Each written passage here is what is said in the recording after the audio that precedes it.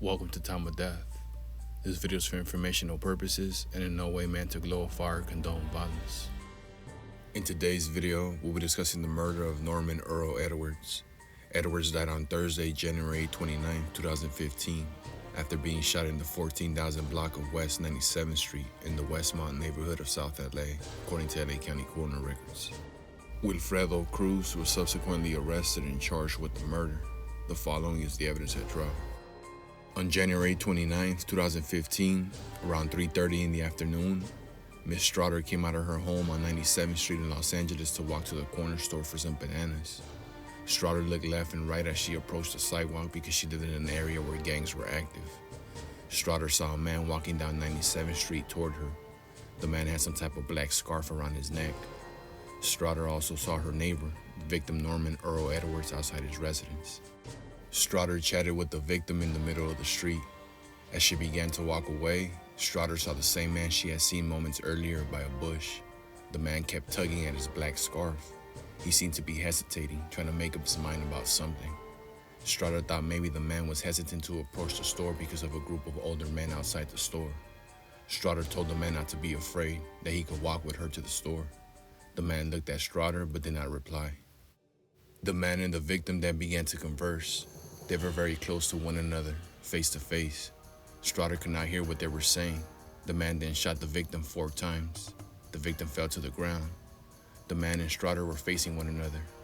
The man looked directly at Strotter and she looked directly at him. The man ran away and Strotter ran in the opposite direction. Police arrived and interviewed Strotter. Authorities took Strotter to the hospital because she was 8 months pregnant and having trouble breathing. Police found 2 9mm cartridge cases at the scene. That night, LAPD officer Mario Cardona saw defendant Wilfredo Cruz leaving an apartment complex at about 10:10 p.m.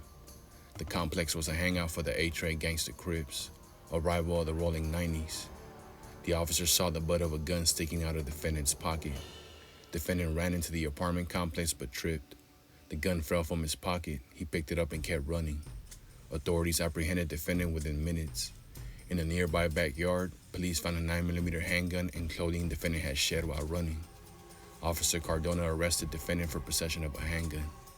Officer Cardona spoke with defendant in his police car on the way to the station. At the time, the officer didn't know about the shooting on 97th Street. Defendant told the officer he had bought the gun a couple of weeks earlier for $600. Defendant told the officer he was a member of the Rolling 90s with a moniker of J Stone.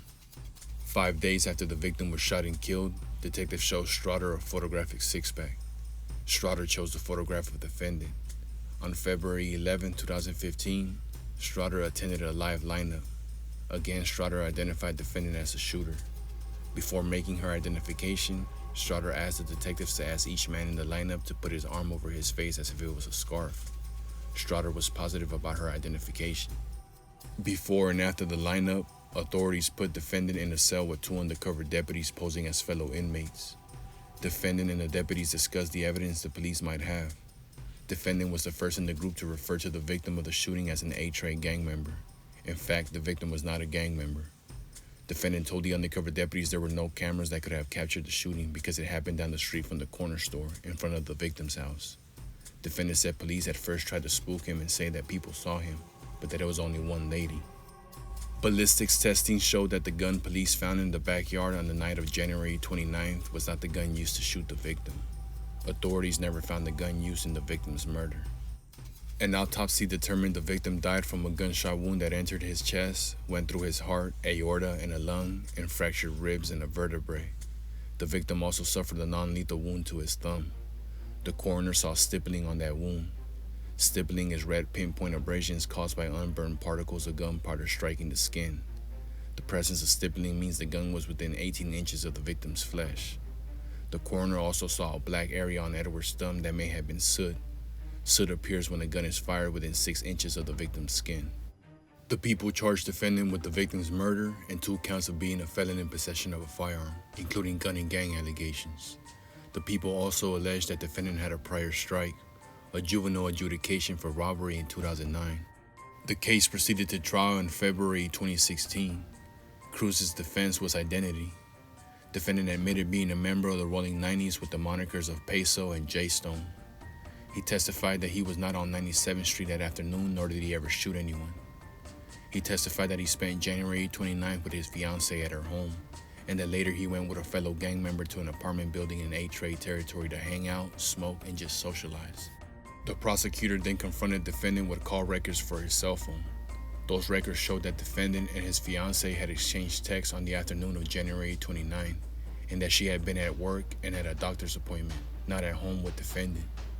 Defendant then admitted that he had not been with his fiancée that day. He said he didn't remember where he had been. Defendant's cell phone records also showed that he had called fellow gang member Slim 90 at 3:15 p.m. and Cowboy at 3:19 p.m. on January 29. Following the trial, the jury convicted defendant Wilfredo Cruz of murder and found it to be in the first degree. The jury also found the gun and gang allegations true. In addition, the jury convicted defendant on both counts of being a felon in possession of a firearm. The court sentenced defendant to a term of life with a minimum eligible parole date of 80 years. Norman Earl Edwards was 46 years old at the time of death.